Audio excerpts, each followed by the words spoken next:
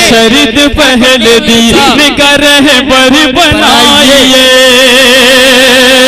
अरे बच्चों को पहले हाफिज़े कुरान बनाइए। अरे बच्चों को पहले हाफिज़े कुरान बनाइए, और फिर जज बनाइए या कलेक्टर बनाइए। मदरसा माहद यूनुस के एक तालिबे इल्म मोहम्मद ज़ीशान शकील को दावत देता हूँ कि आएँ और अपनी तकरीर पेश करें।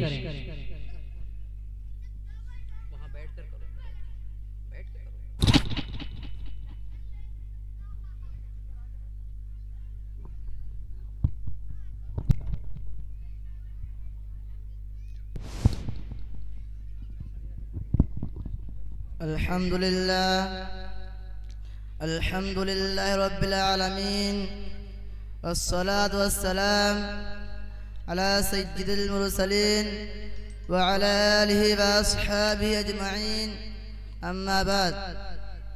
क़ाल अल्लाहु तआला या अय्युहल्लज़ीना आमनू आमिनू। जनाबे सदर, मेहमान खुसूसी और उस्ताद मुकर्रम और अजीज दोस्तों, आज के इस जलसे में मेरी तकरीर का अनवान है ईमान की कदर कीमत। हज़रात सामईन, अल्लाह ताला ने हम सबको बेशुमार नेमतों से नवाजा है। हर आन हर घड़ी उसके इतने इनामात हम पर हैं कि हम उसे गिन नहीं सकते, उसका शुमार नहीं कर सकते। तो अल्लाह ताला इरशाद फरमाते हैं व इन तउद्दू निअमतल्लाहि ला तुहसूहा। अल्लाह ताला की नेमतों को अगर तुम शुमार करना चाहो शुमार नहीं कर सकते। उन तमाम नेमतों में सबसे बड़ी नेमत जो अल्लाह ताला ने होती है वो ईमान की नेमत है। दुनिया में उससे बड़ी कोई नेमत नहीं है। आप हजरात अंदाजा लगाओ ईमान की अजमत का कि कायनात का निजाम इसी ईमान पर जमा हुआ है। जिस दिन ईमान दुनिया में बाकी नहीं रहेगा, एक भी अल्लाह कहने वाला बाकी नहीं रहेगा, उस दिन अल्लाह ताला इस पूरी कायनात को तोड़ फोड़ कर खत्म कर देंगे। दुनिया की इज्जत व कामयाबी, अमन व अमान, शहादत जिंदगी और आखिरत की हमेशा की कामयाबी इसी नेमत ईमान पर मौकूफ है। इसीलिए अल्लाह ताला ने हर दौर में अंबिया अलैहिस्सलाम को मबऊस फरमाकर इंसानों को रहबरी की, और अंबिया अलैहिस्सलाम ने सबसे पहले ईमान की मेहनत की।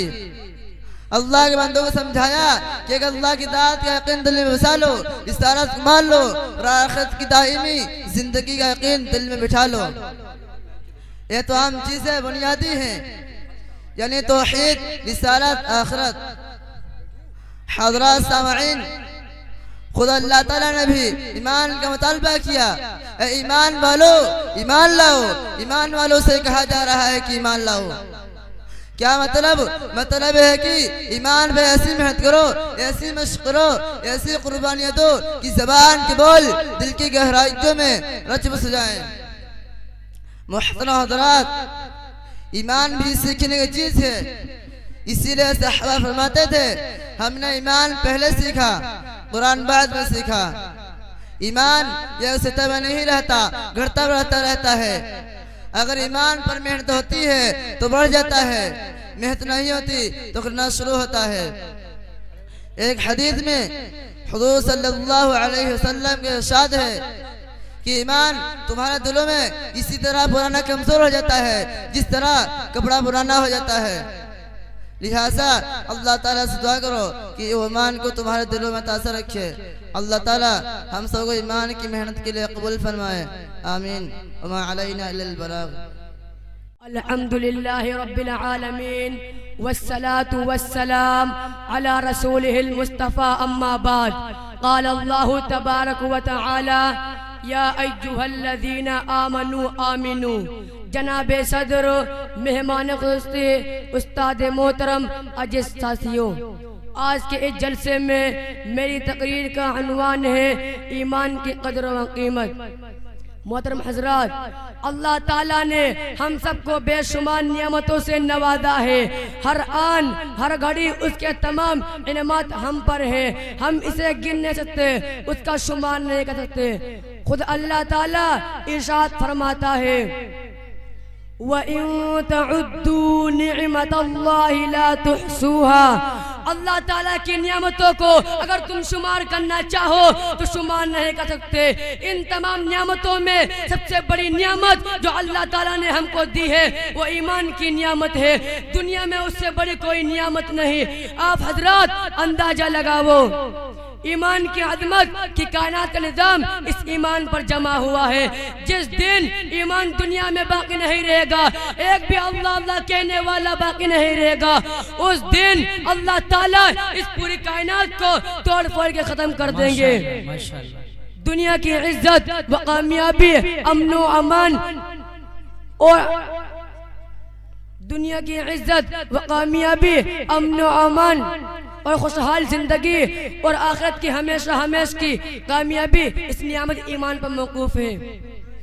इसीलिए अल्लाह ताला ने हर दौर में अंबिया अलैहिस्सलाम को मबऊद फरमाकर इंसानों की रहबरी की और अंबिया अलैहिस्सलाम ने सबसे पहले ईमान की मेहनत की।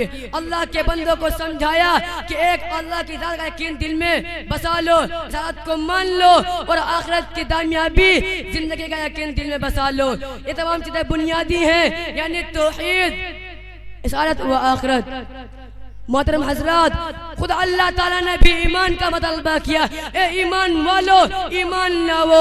ईमान वालों से कहा जा रहा है कि ईमान लाओ। क्या मतलब यह है ईमान पर ऐसी मेहनत करो, ऐसी मश्क करो, ऐसी कुर्बानियां दो कि जुबान के बोल दिल की गहराइयों में रच बस जाए। मोहतरम हजरात, ईमान भी सीखने की चीज है। इसीलिए सहाबा फरमाते थे, हमने ईमान पहले सीखा, कुरान बाद में सीखा। ईमान एक सतह पर नहीं रहता, घटता बढ़ता रहता है। इन्हीं चंद बातों पे अपनी जगह को खत्म करता हूँ। माशाअल्लाह माशाअल्लाह। अब मैं तकरीर ही के लिए मोहम्मद शादाब इब्न शमशाद को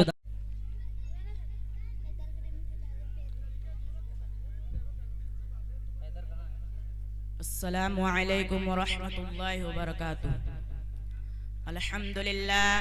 अल्हम्दुलिल्लाहिल्लज़ी कफ़ा वस्सलातु वस्सलाम अला रसूलिहिल मुस्तफ़ा अम्मा बअद। क़ाल अल्लाहु तबारक व तआला व अक़ीमुस्सलाह। जनाब सदर, मेहमान खुसूसी और उस्ताद मुकर्रम और अजीज भाइयों, आज के इस जलसे में मेरी तकरीर का उन्वान है नमाज। सामईन इकराम, अल्लाह ताला ने हमारी और क़यामत तक आने वाली तमाम इंसानों की कामयाबी दीन में रखी है। और दीन कहते हैं कि अल्लाह के अहकाम, हुजूर सल्लल्लाहु अलैहि वसल्लम के तरीक़े पर जिंदगी गुजारने को। अल्लाह ताला के बहुत सारे अहकाम हैं जिनको पूरा करना हर ईमान वाले के लिए ज़रूरी है। उन तमाम अहकामों में सबसे बड़ा हुक्म नमाज है। नमाज दीन का सुतून है। इसलिए हुजूर सल्लल्लाहु अलैहि वसल्लम ने इरशाद फरमाया, जिसने नमाज को कायम किया उसने दीन को कायम किया, और जिसने नमाज को छोड़ दिया उसने दीन को ढा दिया। हज़रात, नमाज कितना अहम फरीदा है उसका अंदाजा उससे लगाया जा सकता है कि अल्लाह ताला ने तमाम अहकाम हुजूर पर दुनिया में नाजिल फरमाया, लेकिन नमाज का हुक्म अपने महबूब को सातवां आसमान से ऊपर बुला कर दिया। सारे अमाल का सही और खराब होने का दारो मदार नमाज पर है। एक हदीस में अल्लाह के नबी सल्लल्लाहु अलैहि वसल्लम ने फरमाया, जिसने नमाज को कायम किया उसने दिन को कायम किया, और जिसने नमाज को छोड़ दिया उसने दिन को ढा दिया। मुहतरम हज़रात, सारे मसाइल का हल भी अल्लाह ताला ने नमाज में रखा है। आज आदमी के सामने सबसे बड़ा मसला रोजी का होता है। माश के लिए आदमी दर बदर की ठोकरें खाता है, मारा मारा फिरता है। रोजी के मसले का हल भी अल्लाह ताला ने नमाज में रखा है। सहाबा इकराम ने नमाज के जरिए बड़े बड़े मसाइल हल करवाए हैं। नमाजी अल्लाह से रोज़ नियाज करता है, नमाजी अल्लाह से सरगोशी करता है। नमाज की हालत में बंदा अल्लाह ताला से सबसे ज्यादा करीब होता है। हज़रात, अफसोस है कि आज हमारी नमाज से मसाइल हल नहीं होते, इसलिए कि हम नमाज को सीखते नहीं। नमाज सीखने की चीज़ है। सहाबा के दौर में नमाज को सीखना आम माहौल था। हज़रत अबू मालिक अशजई कहते हैं कि रसूल सल्लल्लाहु अलैहि वसल्लम के ज़माने में जब कोई शख्स मुसलमान होता तो सहाबा सबसे पहले उसे नमाज सिखाते थे। अल्लाह ताला हम सबको नमाज की हकीकत नसीब फरमाए और नमाज को जानदार बनाने की तौफीक अता फरमाए। व आखिर दुआना अल्हम्दुलिल्लाहि रब्बिल आलमीन।